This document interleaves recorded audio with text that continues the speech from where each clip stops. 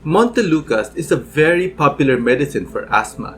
It can be used to open up your airways and even temper allergic reactions. Nowadays, we are even combining Montelukast with popular antihistamines. However, there is a growing number of people worldwide who blames Montelukast for their depression or other problems. How about you? What do you think of this controversy?